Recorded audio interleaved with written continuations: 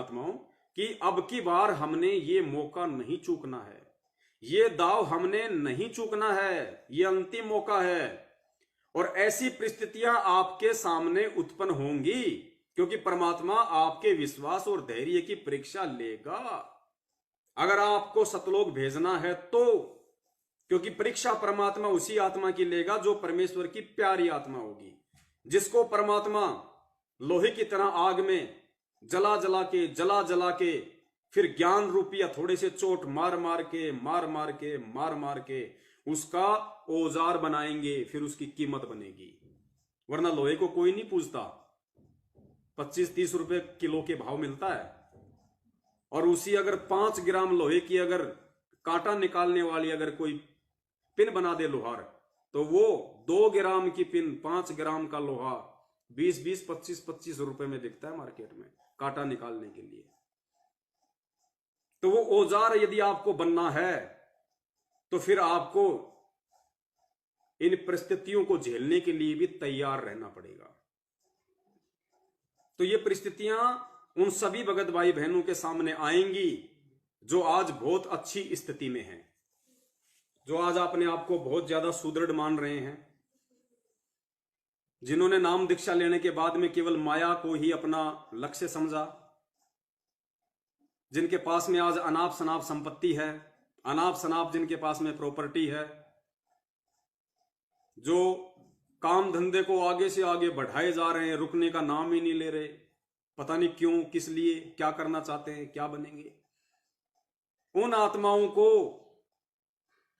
वो परमपिता परमेश्वर सतगुरु रामपाल जी महाराज अगर इस जन्म में पार करेगा, यदि परमेश्वर ने उस आत्मा को चुन लिया कि इस आत्मा को मैं इसी जन्म में पार करूंगा, तो वो आत्मा चाहे आज करोड़ोंपति क्यों ना हो, चाहे वो 2-2 फैक्ट्रियों का मालिक क्यों ना हो, अगर इसी जन्म में परमात्मा ने उसको पार करना होगा तो परमात्मा उसको दारिद्र की श्रेणी में लेके आएंगे। उसकी दिन रात एक करके जो प्रॉपर्टी कमाई हुई है उसको किसी भी तरह से परमात्मा नष्ट करवाएगा। चाहे कोई व्यापार में घाटा लगे, चाहे घर में कोई बीमारी आए, उसमें 2-3 लाख 4-5 लाख रुपए बर्बाद हो जाएं, कोई भी कारण बनेगा आपके साथ में, वो प्रॉपर्टी आपकी परमात्मा छिन्न भिन्न करवाएगा और आपको उस श्रेणी में लेके आएगा।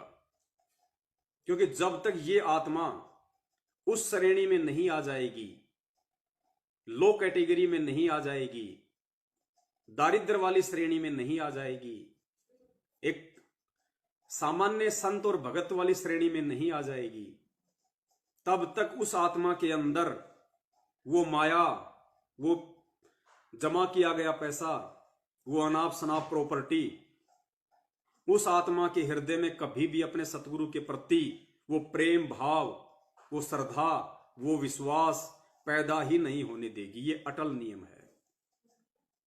इसलिए परमेश्वर कहते हैं कि दानी को नहीं देत हूं ना राखूं वर्ष करोड़, ये माया है सूम की बंदी सूम गलडोर। ये तो कंजूस के लिए बनी है, कंजूस को ही दूंगा। और दानी को तो देत हूं मैं ज्ञान ध्यान विश्वास। क्या दूंगा दानी को? ज्ञान ध्यान विश्वास, आगे भक्ति, गरीबी और बंदगी।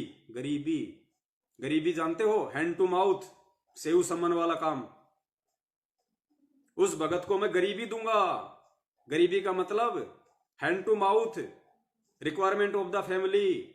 साधु साईं इतना दीजिए जिसमें कुटुंब समाव, हम भी भूखे ना रहें साधु ना भूखा जाए। उसको इतना ही दूंगा। फालतू के चोचले करने के लिए उसके घर में 1 रुपया नहीं छोड़ूंगा। अगर परमेश्वर ने उस आत्मा को इसी जन्म में पार करना होगा तो, और नहीं तो फिर परमात्मा ने हजारों साल ये मार्ग इसीलिए चलाया है कि बच्चों हजारों साल ये मार्ग चलेगा। वो 1000 साल परमात्मा ने इसीलिए रखे हैं कि वो आत्मा फिर अगले जन्म, फिर अगले जन्म, फिर अगले जन्म, जब तक वो आत्मा किसी जन्म में और आज उस स्थिति में नहीं आ जाएगी जिस स्थिति में आज ज्यादातर सत्सेवक भगत भाई बहन हैं, केवल हैंड टू माउथ। अगर लॉकडाउन लग जाए तो उनके घर में 1 महीने से ज्यादा का राशन नहीं है। जब तक ऐसी स्थिति में वो आत्मा नहीं आ जाएगी, चाहे वो कोई जी हो, चाहे वो मैनेजमेंट का कोई व्यक्ति हो, या चाहे सत्सेवक बना हुआ कोई व्यक्ति हो, या चाहे अन्य परमात्मा का कोई शिष्य या शिष्या हो। जब तक इस स्थिति में वो आत्मा नहीं आ जाएगी, परमात्मा उसको नहीं ले आएंगे, तब तक उसका इस जन्म में मोक्ष नहीं हो सकता। उदाहरण के लिए, हम 3 युगों से पार क्यों नहीं हुए? काल ने ये तो कहा नहीं कि आप 3 युगों में जीव आत्मा पार मत करना। जब एग्रीमेंट हुआ था परमेश्वर का, तो काल ने यह कहा था कि परमात्मा 3 युगों में जीव थोड़े ले जाना और कलयुग में जितने मर्जी ले जाना। तो थोड़े जीव तो परमेश्वर ने पार करने थे ना, लेकिन फिर भी परमात्मा थोड़े भी नहीं कर पाए, इतने ज्यादा नहीं कर पाए। क्यों? क्योंकि वो आत्मा उस स्थिति में नहीं थी उन 3 युगों में। गुरुजी ने बताया कि 3 युगों में इसके पास में इतने पुण्य होते हैं, इतने पुण्य होते हैं, इस आत्मा के पास में सुख सुविधा के इतने साधन होते हैं, ये इतना मौज मस्ती में होता है कि ये सतगुरु की भक्ति को अपनाता ही नहीं। अपना लिया तो वो माया इसको विश्वास नहीं होने देगी। कहीं ना कहीं उसके मन में ये रहेगा कि मेरे को तो ब्रह्मा विष्णु महेश या मेरे जो अन्य देवी देवता हैं, जिनकी मेरे बाप दादा पूजा पाठ करते आ रहे हैं, जिनकी मैं कर रहा था, वो ही दे रहे हैं। उस आत्मा में, उस माया के चलते, उन भौतिक सुख सुविधा के साधनों के चलते जो उसके पास में संग्रहित हैं, उसको कभी भी सतगुरु के प्रति विश्वास नहीं होने देंगे। सतगुरु के प्रति वो आस्था, वो लगन उसमें पैदा नहीं होने देंगे, क्योंकि माया का दूसरा मतलब है काल। आपके घर में जितनी ज्यादा अनाप शनाप माया है, मतलब आपके घर में काल बैठा हुआ है। वो आपको कभी भी परमेश्वर में वो भाव प्रकट करने नहीं देगा। जाहिर सी बात है, मेरा जैसा जो एक दारिद्र व्यक्ति है, उस पर अगर कोई संकट आ गया तो मैं क्या करूंगा? चारों तरफ से मेरे रास्ते बंद हैं, परमेश्वर ने बिल्कुल ब्लॉक कर रखे हैं। अब ऐसी स्थिति में मैं क्या करूंगा? सिवाय उस परमेश्वर पे विश्वास के, सिवाय उस परमेश्वर से प्रार्थना के, हृदय से, आत्मा से। परमेश्वर से विपत्ति आने पे प्रार्थना तो एक लखपति भगत भी करता है, एक करोड़पति भगत भी करता है, लेकिन उसके विश्वास करने का जो तरीका है, उसमें जो कसक है, जो विश्वास में, जो प्रार्थना में जो कसक है, जो तड़प है, वो उस लखपति में नहीं हो सकती। उस करोड़पति की प्रार्थनाओं में वो तड़प नहीं हो सकती। वो केवल फॉर्मेलिटी के लिए करेगा। और जो वास्तव में दारिद्र है, सारे हर तरफ से जिसके रास्ते बंद हैं, वो क्या करेगा? वो हृदय से पुकार करेगा, वो परमेश्वर से हृदय से पुकार करेगा। और फिर गुरु जी की वाणी है कि परमात्मा हमेशा आत्मा की सुनता है, मन की बकवाद नहीं सुनता, आत्मा की सुनता है। तो आत्मा से प्रार्थना करने के लिए आपके अंदर भाव चाहिए, विश्वास चाहिए, श्रद्धा चाहिए, लगन चाहिए, तब आपकी बात उस परमेश्वर तक पहुंचती है। आपने देखा होगा, 2 पहलवान हष्ट पुष्ट अट्टे कट्टे आपस में वो कुश्ती लड़ते हैं, तो फॉर्मेलिटी क्या करते हैं? वो भी भगवान को याद करते हैं, नीचे झुक के, मिट्टी हाथ में लेके, यूं लगा के, यूं करके, पता नहीं क्या क्या करेंगे। कोई गले में कोई पेन रखा होगा, कोई भी देवी देवता का, उसको वो भी फॉर्मेलिटी कर रहे हैं। वो हट्टे कट्टे, उनको कोई दिक्कत नहीं, उसको घमंड है अपनी बॉडी पे, अपनी पावर पे घमंड है कि मैं जीतूंगा।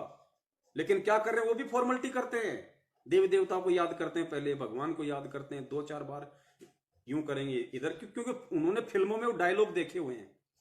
अब पूछता तो हनुमान जी को है, और वो हनुमान जी की फोटो निकाल के क्या करेगा? यूं, ईसाइयों की तरह करेगा यूं। अरे यार, तू हिंदू धर्म को मानने वाला, हनुमान जी की पूजा करने वाला, ये कहां से आ गया बताओ? और हनुमान जी की मूर्ति को हाथ में लेके करेगा, उसको जो सोने चांदी की बनवा रखी है, उसको लेके यूं करेगा, यूं। बताओ, ये फॉर्मेलिटी। तो ठीक इसी प्रकार पुण्यात्माओं, जिस भगत के पास में अनाप शनाप माया है, अनाप शनाप प्रॉपर्टी है, या आवश्यकता से ज्यादा है, या इस परमेश्वर की वाणी से अधिक है कि साईं इतना दीजिए जिसमें कुटुंब समाव, हम भी भूखे ना रहे, साधु ना भूखा जाए। इस वाणी से ज्यादा यदि किसी भगत के पास में प्रॉपर्टी है, संपत्ति है, माया है, तो प्रार्थना वो भी करेगा परमात्मा से, अरदास वो भी लगाएगा, लेकिन उसकी अरदास में, उसकी प्रार्थनाओं में वो कसक नहीं होगी। जो कसक, जो तड़प उस परमात्मा को आकर्षित करने के लिए एक भगत की प्रार्थना में होनी चाहिए, उसकी वाणी में होनी चाहिए, जो दर्द होना चाहिए, वो नहीं होगा उसमें। इसलिए परमात्मा उसको नहीं सुनता, क्योंकि ये परमेश्वर आत्मा की पुकार सुनता है। ये मन की पुकार नहीं सुनता। तो पुण्यात्माओं, हमने उस स्थिति में आने के लिए कि परमात्मा हमारी हर प्रार्थना को सुने, परमात्मा हमारी हर अरदास को सुने, उसके लिए हमने पुण्यात्माओं परमेश्वर की इन वाणियों को आधार बनाना पड़ेगा। और इन वाणियों को आधार बना के जब तक हम इन वाणियों पे अमल नहीं करेंगे, इन वाणियों पे हम नहीं चलेंगे, हम उतना ही संग्रहित और हम यदि उतना ही काम धंधा नहीं करेंगे, रिक्वायरमेंट ऑफ द फैमिली वाला बाकी समय अपना परमात्मा की भक्ति में नहीं लगाएंगे, तब तक समझो हम उस परमेश्वर को प्रसन्न नहीं कर रहे, हम काल को खुश कर रहे हैं। क्योंकि परमेश्वर की वाणी इस दोहे से, इस वाणी से ऊपर बढ़ने की आज्ञा नहीं देती। और यदि हम इस वाणी से ऊपर हैं आज भी या बढ़ने की कोशिश में लगे हुए हैं, तो हम काल को खुश कर रहे हैं, हम परमेश्वर को खुश नहीं कर रहे, हम सतगुरु देव जी को खुश नहीं कर रहे। तो आने वाले विनाश के समय में उन आत्माओं की मदद परमात्मा तब तक नहीं करेगा जब तक उन आत्माओं के पास में अपनी खुद की मदद करने के लिए संपत्ति होगी, धन होगा।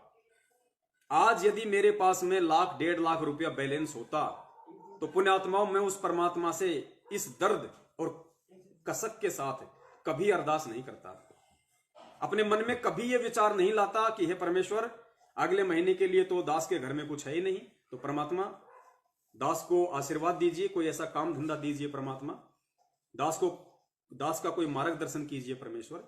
और दास अपनी तरफ से यह सोचने लगा कि ऐसे ऐसे उस भगत भाई के पास में जाके अपना मजदूरी का काम करूंगा। मैंने सोच लिया था फाइनली, मेरे पास और कोई ऑप्शन नहीं था। इसलिए परमात्मा ने तुरंत मेरी अरदास सुनी, तुरंत मेरी वो पुकार सुनी, मेरी प्रार्थना को स्वीकार किया। ये आत्मा का साथी है। चाहे पहाड़ पे बैठ के प्रार्थना कर लो, नामदान केंद्र पे परमात्मा को किसी ने बांध नहीं रखा। ये आत्मा का साथी है, स्वतंत्र है। वो खुद तो स्वतंत्र है ही, अपनी आत्मा को भी उसने स्वतंत्र छोड़ा हुआ है। लेकिन हम बंधनों में बंध गए अज्ञानता के चलते, कुपात्रों के हाथों, सतलोक आश्रम मैनेजमेंट हरियाणा के हाथों। और आज भी हमने उस परमात्मा तक जो धरती पे आया हुआ है साक्षात, उस तक भी अपनी प्रार्थना पहुंचाने के लिए हमने ये दलाल पाल लिए, हमने ये बीच में एजेंट खड़े कर लिए। जिन एजेंटों को, जिन दलालों को समाप्त करने के लिए परमात्मा 3 युगों से संघर्ष कर रहे हैं। आज से पहले हम जो पूजा पाठ भक्ति करते थे उसमें क्या था? बीच में दलाल थे, कमीशन खोर थे, पंडितों के माध्यम से हवन करवाते थे, यज्ञ करवाते थे, कोई भी बात होती थी हम उनके माध्यम से सारे काम करते थे, जैसे कि वो भगवान और भगत के बीच में एजेंट बन के बैठे थे। माँ बाप का मोक्ष करवाना था तो भी उन पंडितों से हमने करवाना पड़ता था। कोई भी हवन यज्ञ होम, छोटी मोटी ब्याह शादी विवाह, कोई भी मुहूर्त निकलवाना पड़ता तो हम उन एजेंटों के पास जाते थे। हमें यह था कि भगवान भगत की नहीं सुनता, भगवान तो एजेंटों की सुनता है। तो परमात्मा ने यह तत्व ज्ञान दे दे के पिछले 3 युगों तक इस ब्रह्मणा का सत्यानाश किया परमात्मा ने। यह तत्व ज्ञान इसीलिए दिया परमात्मा ने। इतने परेशान इसीलिए हो रहे हैं परमात्मा। 27 साल से जाग जाग के रात के 2 बजे तक परमेश्वर ने इसीलिए सत्संग किए थे कि पुण्यात्माओं, ज्ञान को आधार बनाओ। अरे साक्षात तुम्हारे सामने जब तुम्हारा बाप खड़ा है तो किसी एजेंट की जरूरत क्या है? तुम्हें किसी दलाल की जरूरत क्या है अपने बाप तक अपनी प्रार्थना पहुंचाने के लिए? अरे एक बच्चा होता है और उस बच्चे को अगर टॉफी चाहिए या टॉफी के लिए पैसे चाहिए तो पुण्यात्माओं वो किसी पड़ोसी के बच्चे को बीच में खड़ा नहीं करता कि मेरे पापा जी से मेरे को 2 रुपए दिला दे, मेरे पापा जी से मेरे को 5 रुपए दिला दे, मेरे पापा जी काम पे जा रहे हैं, उनको कह दे शाम को अंगूर लाना, बनाना लेके आना। कभी बोलता है वो बच्चा? वो 2, 4, 5, 10 साल का बच्चा कभी किसी दूसरे बच्चे को एजेंट रूप में खड़ा करके अपने बाप से अरदास लगवाता है? नहीं लगवाता ना। वो डायरेक्ट अपने बाप से बोलता है कि पापा जी शाम को अंगूर लेके आना, शाम को केले लेके आना, टॉफी लेके आना या और कोई चीज लेके आना। तो बाप क्या करता है? तुरंत लेके आता है। तो पुण्यात्माओं, हमारा बाप हमारे प्रत्यक्ष, हमारा बाप हमारे सामने। और दूसरा बाप ने तरीका बता दिया कि बेटा मैं अंतर्यामी हूं, अंतर्यामी। रोज संध्या आरती में कहता है कि मैं अंतर्यामी हूं, तेरा बाप अंतर्यामी एक आप आत्म के आधार, जो तुम छोड़ो हाथ तो मुझे कौन उतारे पार। हम रोज अपने बाप को अंतर्यामी कहते हैं गुरुदेव के अंग में, रोज अंतर्यामी एक आप, आत्म के आधार। अरे क्या, और विश्वास हम कर नहीं रहे, विश्वास हम कर नहीं रहे, अंतर्यामी हम उसको मान नहीं रहे, और रोज इस जुबान से बोलते हैं। तो क्या हम दीवारों को कह रहे हैं कि तू अंतर्यामी है? दीवार किसके सामने खड़े होके कहते हैं? अपने गुरुदेव की प्रतिमा के सामने खड़े होके, दीवार के सामने नहीं कह रहे। तो उस चीज पे विश्वास भी करो कि अगर मैं कह रहा हूं तो ये वाणी कोई मेरे बाप दादे की नहीं है, मेरे सतगुरु की है, उस परमपिता परमेश्वर की है। और परमपिता परमेश्वर की वाणी अखंड है, अटल है। अगर उसकी वाणी के अनुसार कोई विश्वास कर ले तो वो परमात्मा बिल्कुल नौकर की तरह खड़ा मिलेगा आपको, हाजिर। पतिव्रता जमीन पर ज्यो ज्यो दर है पाव, समर्थ झाड़ू देत है ना काटा लग जाए। लेकिन वो झाड़ू लगवाने के लिए पुण्यात्माओं हमें पतिव्रता भी तो होना पड़ेगा। आने वाले संकटों को मिटवाने के लिए हमें भी तो विश्वासी बनना पड़ेगा।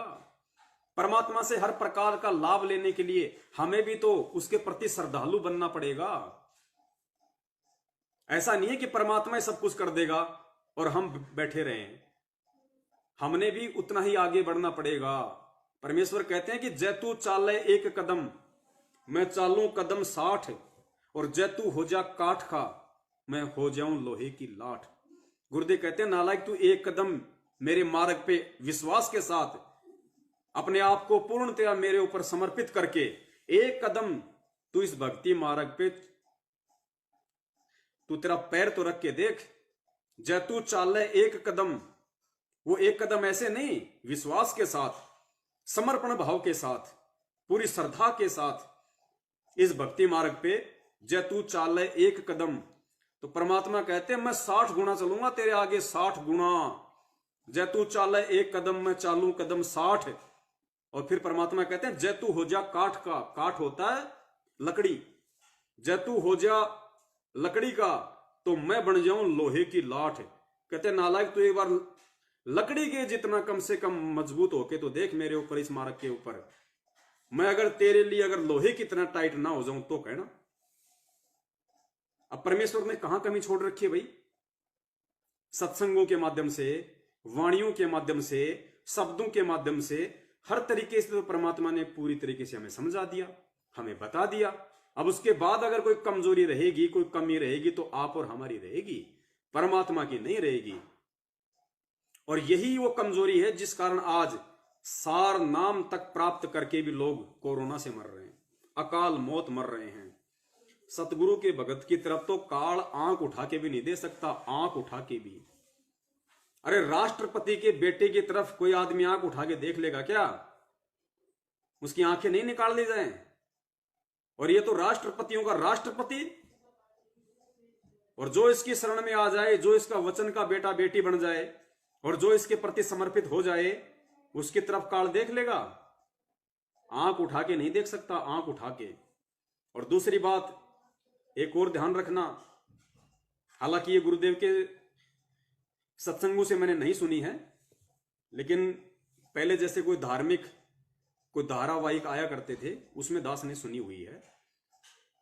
ऐसी कोई चर्चा हो रही थी जिसमें मार्कंडे ऋषि के प्राण लेने के लिए पता नहीं कौन आया था, या उसने जो यमराज था उसने कोई दूत भेजे मार्कंडे ऋषि के लिए। और मार्कंडे ऋषि उस समय बिल्कुल जिस भी गुरु की भक्ति करता था, उस शंकर जी की भक्ति करता था, वो पूर्णतः समर्पित था। 8-10 साल की उसकी उम्र थी, छोटा था। तो पता नहीं कोई यमदूत भेजे, उसका समय आ गया, यमदूत भेजे लेने के लिए। तो वहां शिव जी प्रकट हो गए और बड़े क्रोध में, और यमराज को आदेश दिया, तुरंत वहां यमराज हो गया प्रकट। और उसको इतना डांटा शंकर भगवान ने और कहा कि नालायक, क्या तू भक्ति का विधान भूल गया? क्या तुझे भक्ति विधान का ज्ञान नहीं है? उसने कहा कि महाराज क्या गलती हो गई? तो शंकर जी ने कहा कि संत भगत के प्राण निकालने के लिए स्वयं यमराज को आना पड़ता है। संत के प्राण निकालने के लिए स्वयं यमराज को आना पड़ता है, तू तेरे दूत नहीं भेज सकता।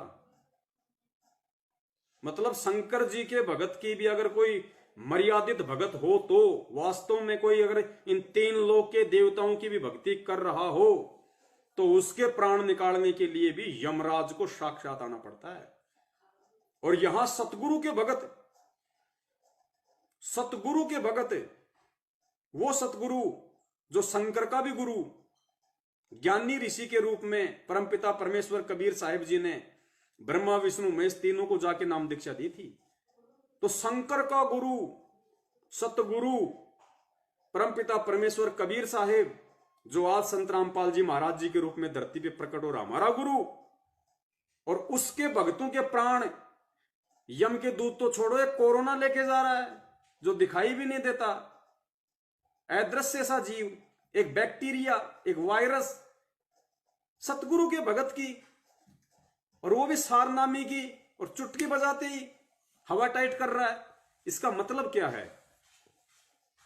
इसका मतलब सीधा सा है कि कमी यहां पे भगत की है, भगवान की कोई कमी नहीं है, सतगुरु की कोई कमी नहीं है। पुण्यात्माओं, हमने बहुत सावधान होकर चलना पड़ेगा, और हमने ये अपने दिलो दिमाग से निकाल देना है कि मैंने तो संत रामपाल जी का नाम ले लिया, मेरा तो बाढ़ विवाह का नहीं हो सकता। बाढ़ आए दिन देख रहे हो आप सोशल मीडिया पे, खोपड़ी गंजी कर रहा है काल, खोपड़ी क्यों कर रहा है? क्योंकि कुपात्रों के पीछे लगे हुए हो। ज्योति का पैसा, पाठ का पैसा, गुरु बिन दान पुण्य जो कर ही, मिथ्या होए कभू न फल ही। गुरु बिन माला फेरते, गुरु बिन देते दान, गुरु बिन दोनों निष्फल है, चाहे पूछो वेद पुराण। किन के पीछे लग रहे हो भाई? तो क्या होगा? कोरोना सर को गंजा ही करेगा और कुछ नहीं करेगा, क्योंकि परमेश्वर के विधान से दूर हो गए आप, मालिक की मर्यादाओं से दूर हो गए। जब तक बैटरी चार्ज थी, कुछ दिनों की भक्ति की, परमेश्वर ने आपकी रक्षा की संस्कार आधार से। अब आपका संस्कार हो गया माड़ा, बैटरी हो गई डिस, ऊपर से काल का दबाव, क्या हो? फिर परमेश्वर कहते हैं भैया राम किसी को मारे नहीं, मारे तो हत्यारा राम, अपने आप ही मर जाएंगे कर कर खोटे काम। तो पुण्यात्माओं, हम जितने भी सत्सेवक भाई बहन हैं, हम सभी ने इस चीज को नोट कर लेना है। हमारे घर में नगद रूप में, हमारे घर में किसी भी सत्सेवक भाई बहन के घर में नगद में, चाहे बैंक में हो चाहे अपने घर में हो, 15-20 हजार रुपए से ज्यादा डिपॉजिट नहीं होना चाहिए। अगर हम सतगुरु के सेवक हैं तो, अगर वास्तव में हम अपने आप को सत्सेवक कहते हैं तो, अगर वास्तव में कोई अपने आप को संत रामपाल जी महाराज जी का भगत कहता है तो, हमारे घर में नगद रूप में, चाहे बैंक में हो चाहे घर में हो, क्योंकि पहली बात तो परमेश्वर ने सत्सेवक के रूप में उन्हीं आत्माओं को चुना है 90%, जो वास्तव में इस वाणी पे खरे उतरते हैं कि साईं इतना दीजिए जिसमें कुटुंब समाव, हम भी भूखे ना रहें साधु ना भूखा जाए। उनके पास ऑलरेडी इतना ही सब कुछ है, इससे ज्यादा कुछ नहीं है। और यदि किसी के पास इससे ज्यादा है, इस वाणी से ऊपर यदि किसी के पास में माया है, देखिए यदि आपके पास में अपना खुद का मकान है, अपने खुद का कोई खेत है, तो दास का कहने का मतलब ये नहीं कि आप उनको बेच बाच के बिल्कुल इस वाणी के अनुसार आ जाओ, नहीं। खेत है, अपनी खेती कीजिए, कोई दिक्कत नहीं। आपका मकान है, आपकी पुश्तैनी प्रॉपर्टी है, या आपने अपनी मेहनत करके वो प्रॉपर्टी ली है, कोई दिक्कत नहीं। दास ये नहीं कह रहा कि आप उसको बेच दो, आप उसको बेच के दान कर दो, नहीं, रहने दो उसको, कोई दिक्कत नहीं। लेकिन उस प्रॉपर्टी में बिल्कुल भी आस्था नहीं रखनी है कि मुसीबत के समय में मुझे ये मकान दे देगा, मुसीबत के समय मुझे ये खेत दे देंगे। हमने केवल परमेश्वर पर ही विश्वास रखना होगा, और नगद रूप में। भले आपके पास में 1 करोड़ का मकान है, भले आप 40 बीघा जमीन के, 40 एकड़ जमीन के ठेकेदार हैं, लेकिन अगर आप भगत हैं संत रामपाल जी महाराज जी के, सबसे पहली बात तो आपको बिल्कुल सीधे साधा तरीके से अपना जीवन यापन करना पड़ेगा। ऑलरेडी आपके घर में, आपको नहीं पता था पहले, आपके घर में सारे सुख सुविधाओं के साधन है, कोई दिक्कत नहीं, रहने दीजिए। आगे से सावधान, कोई भी फालतू की व्यर्थ की चीज जो वास्तव में आपके लिए कंपलसरी ना हो, आपके परिवार के लिए कंपलसरी ना हो, वास्तव में, तब तक आपने उस चीज की बिल्कुल भी परचेजिंग नहीं करनी। और नगद रूप में आपके घर में 15 से 20 हजार रुपए मैक्सिमम, ये भी दास ज्यादा बोल रहा है, इससे ज्यादा पैसा आपके घर में नहीं होना चाहिए। और अगर किसी के पास इससे ज्यादा पैसा है तो उन पुण्यात्माओं को ध्यान रखना होगा कोई भी भगत भाई बहन यदि हमारा मुसीबत में है, देखो हम एक परमेश्वर के बच्चे हैं और यह परमेश्वर का मार्ग प्रेम और एकता उपजाने का है।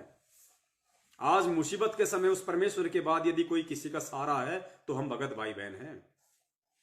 यदि आपके घर में 15-20 हजार रुपए से ज्यादा पैसा है कैश में, और पुण्यात्माओं यदि आपको मालूम पड़ गया या किसी भगत भाई बहन ने आपसे मदद मांगी है,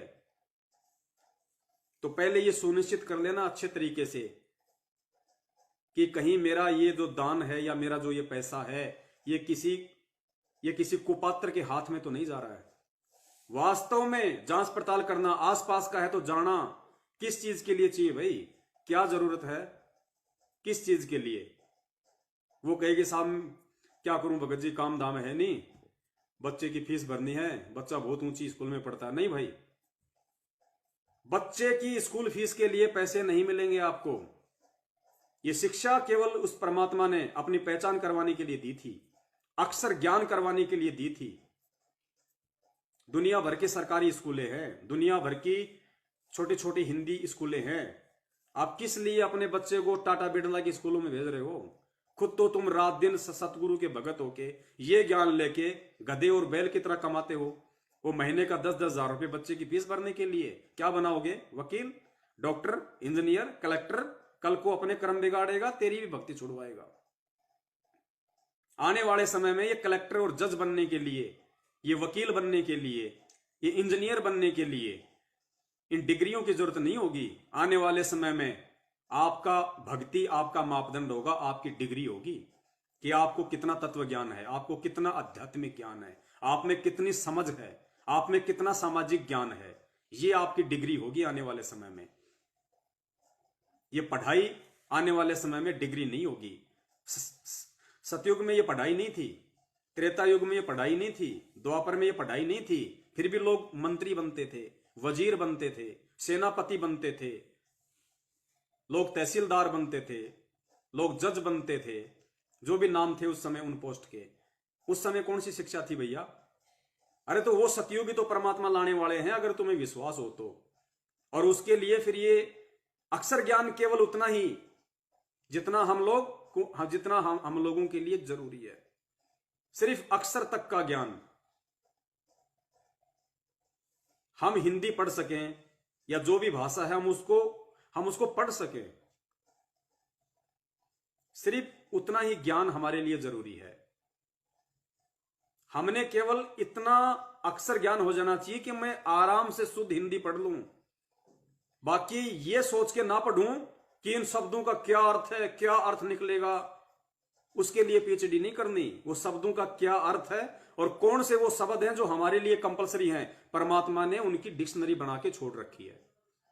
अपने सत्संगों में परमेश्वर ने वो सारे शब्द समझा रखे हैं, इसलिए हमने उन शब्दों को समझने के लिए पीएचडी करने की आवश्यकता नहीं है। आने वाले समय में वो व्यक्ति मूर्ख माना जाएगा जो अपने बच्चे को ये सोच के पढ़ा रहा होगा कि बच्चे को डॉक्टर बनाऊंगा, बच्चे को इंजीनियर बनाऊंगा, बच्चे को वकील बनाऊंगा, उसके बाद मेरे बच्चे ऊंची ऊंची पोस्ट पे होंगे और मैं बैठ के उनकी काली कमाई खाऊंगा। वो सबसे बड़ा मूर्ख व्यक्ति होगा संत रामपाल जी महाराज का भगत होके। और तूने तीनों बच्चों को पढ़ा दिया और नौकरी लगने का समय आ गया और तीनों बच्चे कहीं जा रहे हैं एक गाड़ी में बैठ के और गाड़ी हो गई एक्सीडेंट, तीनों मर गए। किसकी कमाई खाएगा भैया? कौन सा बेटा खिलाएगा? अब क्या ऊपर से भेजेगा तेरे लिए ड्राप बना के? हम भक्ति मार्ग में हैं, जगत वाले नहीं हैं। हमारी सोच, हमारा आचार, हमारा विचार, हमारी रहनी, हमारी करनी सब कुछ चेंज हो जानी चाहिए। अगर हम भगत अपने आप को सतगुरु के कहलाते हैं तो वास्तव में यदि हम सतगुरु से ही सारा लाभ प्राप्त करना चाहते हैं तो हमने उस स्थिति में आना पड़ेगा इस ज्ञान को आधार बना के। तो बकवादों के लिए किसी को भी पैसा नहीं देना है, चाहे आपके पास में चाहे वो 10वें अंश का पैसा हो या चाहे आपके पास में और आपके बैंक में जो अनाप शनाप पैसा है। किसी जरूरतमंद व्यक्ति की ही आपने हेल्प करनी है और देख लेना। और हेल्प करने से पहले आप अपनी तरफ से भी पूरी जानकारी और परमपिता परमेश्वर को भी दंडवत प्रणाम करके कि परमात्मा पैसे का दुरुपयोग ना हो जाए वरना दास दोषी होगा। उसके बाद आप चाहे उसके 10,000 की मदद करो, चाहे आप उसकी आवश्यकता अनुसार चाहे 1,00,000 की मदद करो। आप परमेश्वर की सेवा कर रहे हो, फिर परमेश्वर की सेवा। और उस सेवा के बदले, हालांकि हमने निष्काम भाव से सेवा करनी है। अगर आपका अपना पैसा है तो आप उसको उधार रूप में दीजिए। वो पैसा आपने छोड़ना नहीं उस भगत के। उसको पहले बोल देना कि भैया जब तेरा काम हो जाए और जब तेरे पास में पैसे की व्यवस्था हो जाए तो धीरे धीरे करके, अगर एक बार में नहीं दिए जाएं तो धीरे धीरे किस्तों में आप मुझे वापस दे देना।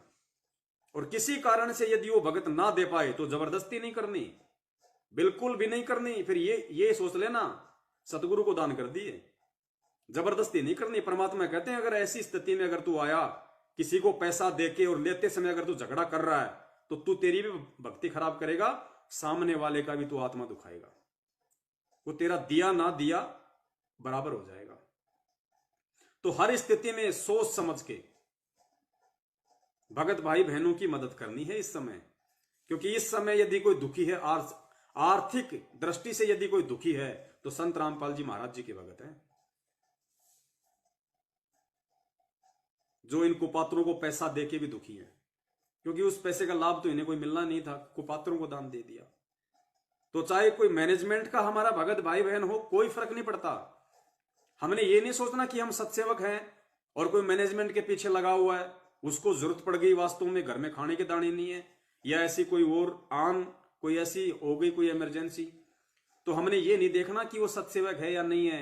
हमने ये देखना कि वो परमेश्वर की आत्मा है और हमने हर संभव हमारे उस भगत भाई की भी मदद करनी है।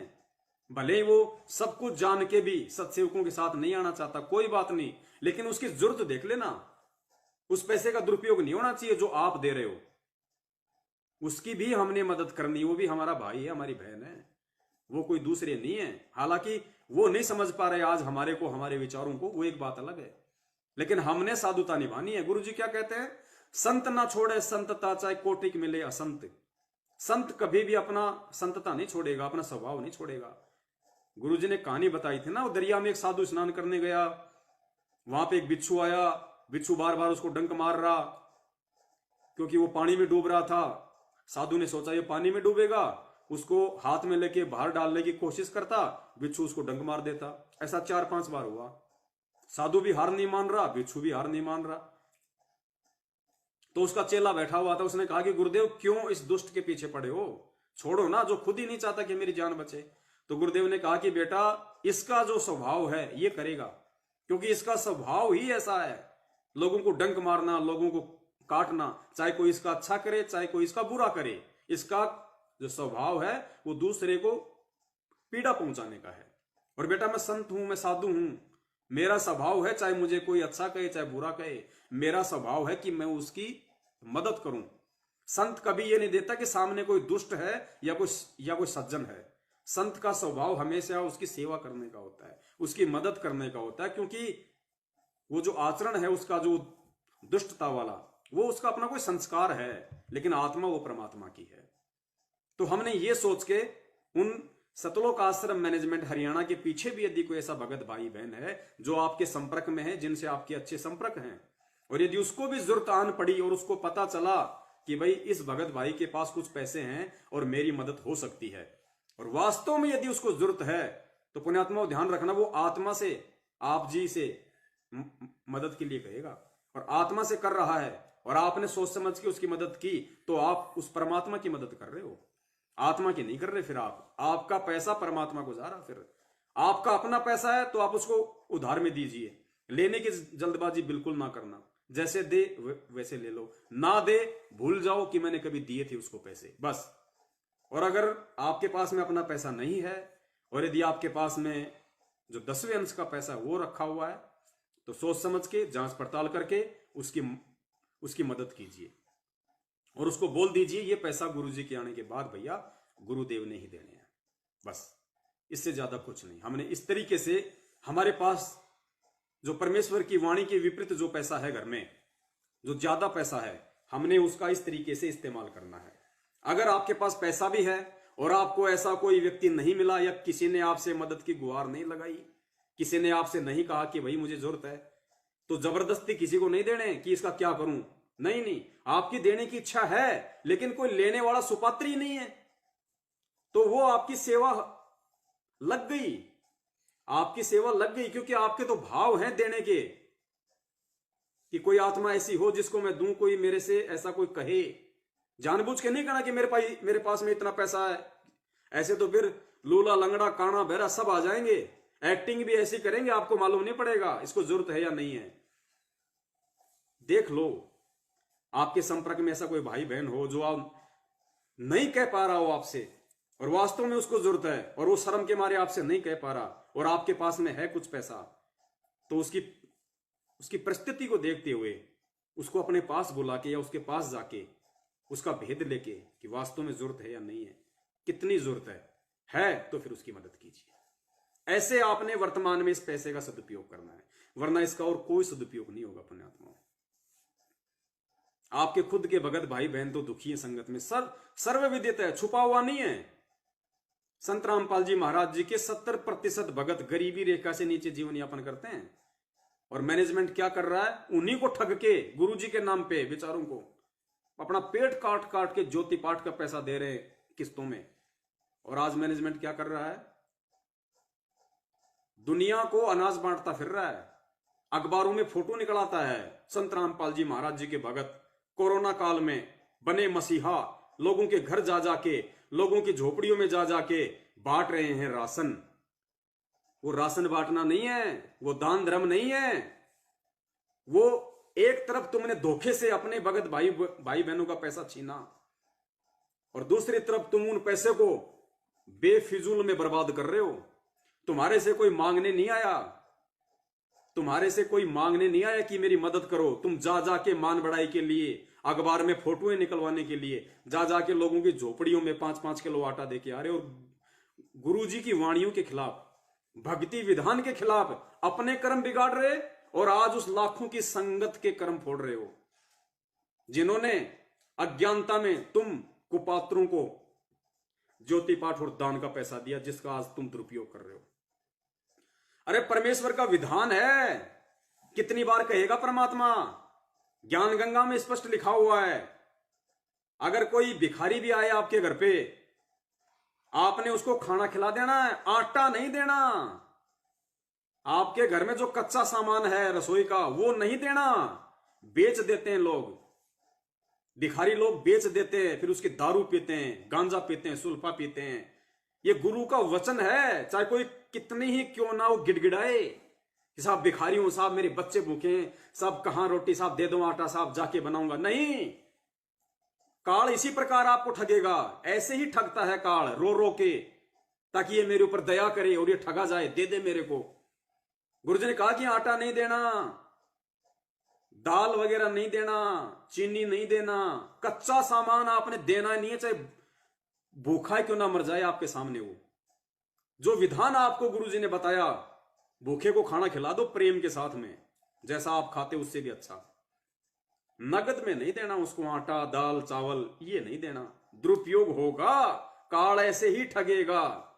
और तुम क्या कर रहे हो भैया, 5-5 किलो आटे की पैकिंग करते हो, 1-1 किलो दाल की पैकिंग करते हो, चीनी की पैकिंग करते हो, चाय पत्ती की पैकिंग करते हो, और पिकअप में डाल के रोहतक और कुरुक्षेत्र नामदान संचालक पुरुषोत्तम सैनी हरियाणा वाले पिकअप भर भर के, और मीडिया वालों को फोन करके कि साहब आ जाओ, आज हम ऐसे ऐसे वहां जा रहे हैं। हो सकता है न्यूज वालों को पैसे भी देते होंगे अखबार में छापने के लिए, और फिर वहां पे वीडियो बनाते हैं, संगत में डालते हैं, ये दिखाने के लिए कि हम कितने बड़े मूर्ख आदमी हैं, हम कितने बड़े महाज्ञानी हैं, जो अपने गुरुदेव की वाणियों के खिलाफ, उनके वचनों के खिलाफ, कि बेटा किसी को आटा नहीं देना, दाल चावल नहीं देना, और हम लोगों को पैकिंग कर करके और उस संगत के कर्म फोड़ रहे हैं, जिस संगत ने 7 साल से हमारे को ज्योति पाठ और दान का पैसा दिया है।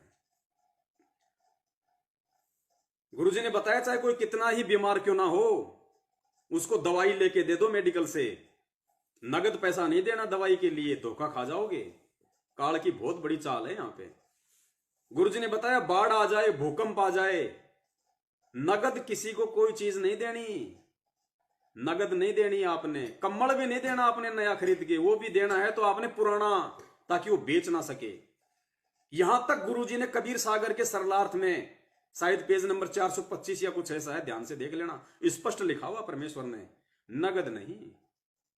और पुण्यात्माओं, आज क्या हो रहा है, आपके व्हाट्सएप पे वीडियो आ रहे हैं और आप बोल नहीं रहे, यूट्यूब पे वीडियो आ रहे हैं, पिकअप में सामान भरा हुआ कच्चा आटा दाल चावल लोगों को जा जाके बांट रहे हैं, बिहारियों को बंगालियों को जो रहते हैं, और कहते हैं कि संत रामपाल जी महाराज जी के भगत सेवा कर रहे हैं। सेवा नहीं कर रहे, संगत के वो कर्म फोड़ रहे हैं, संगत के कर्म, जिन्होंने ज्योति पाठ और दान का पैसा दिया है, आपकी आंखों के सामने है। यही तो काल की सूक्ष्म चाल है। और होती क्या है, कब समझोगे फिर तुम लोग, यही कारण है कि तुम मर रहे हो आए दिन, कोऑर्डिनेटर तक मर रहे हैं, नामदान संचालक तक मर रहे हैं, सारनामी तक मर रहे हैं कोरोना से, महामारी से।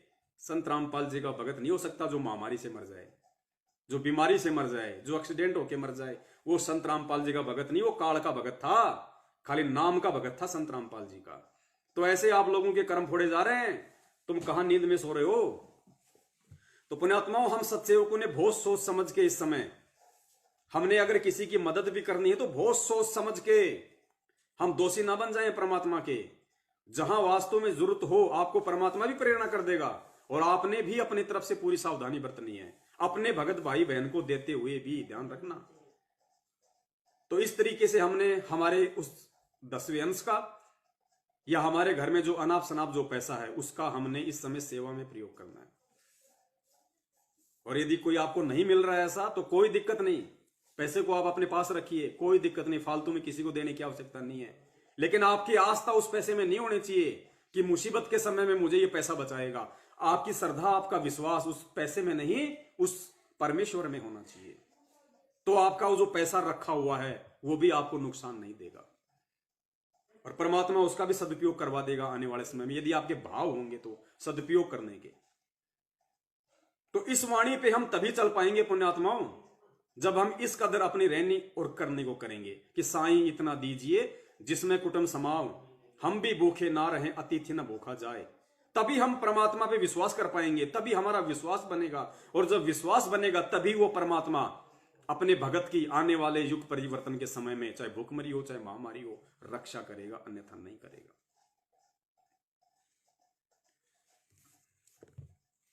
तो पुण्यात्माओं, इन चीजों को हमने बहुत ही गहनता से लेना पड़ेगा, और इन काल की सूक्ष्म चालों को हमने समझना पड़ेगा।